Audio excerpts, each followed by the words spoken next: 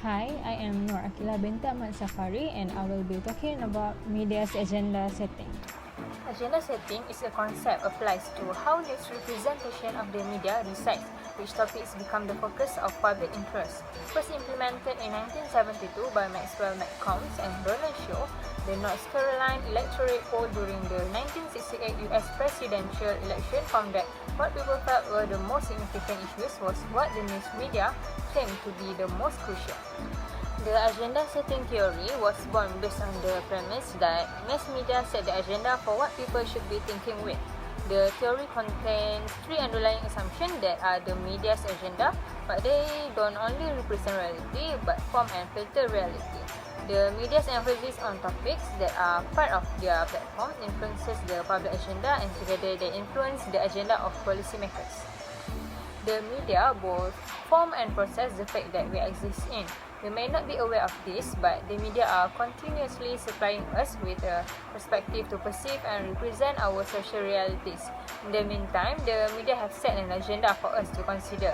Mediums such as radio, TV, the internet and social media need to be packaged in a way, and the media ensure the way we consume content and the extent to which it reaches us.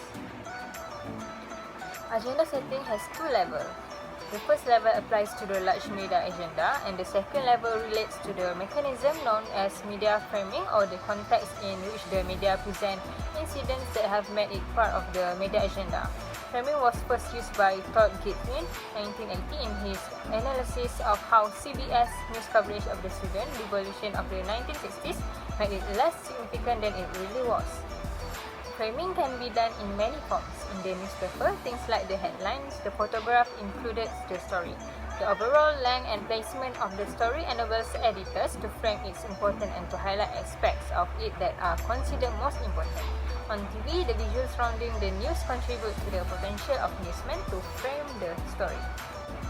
The second levels of agenda settings are priming. Priming theory, which is considered to be the precursor to the agenda setting theory, is about the media influence on the decision making of the audience, such as agenda setting. Priming is a perceptual mechanism in which what the media show temporarily at least affects what people later learn about while accessing additional information. It is also taken as an effect of agenda setting, as priming is done before setting an agenda. Priming theory also explores the mechanism of psychological regulation of the consciousness of the viewer through media representations. It is rooted in the association model of the network, which deals in the field of cognitive psychology with human memory. Priming, which makes decisions smoother and faster, offers simple vision and relative contrast. For decision making, preconceptions are used as a frame of reference. This theory of agenda setting, as I have mentioned, has many useful uses in our society.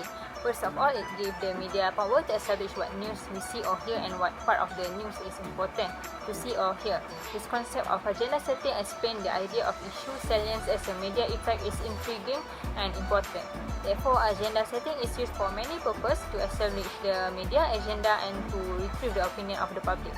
Also, agenda setting is very important in the political aspect because the public agenda influences to the policy agenda, which means that candidates will try to focus on issues that the public wants to hear about. In conclusion, the agenda setting theory has many beneficial uses in our society and is part of our communication.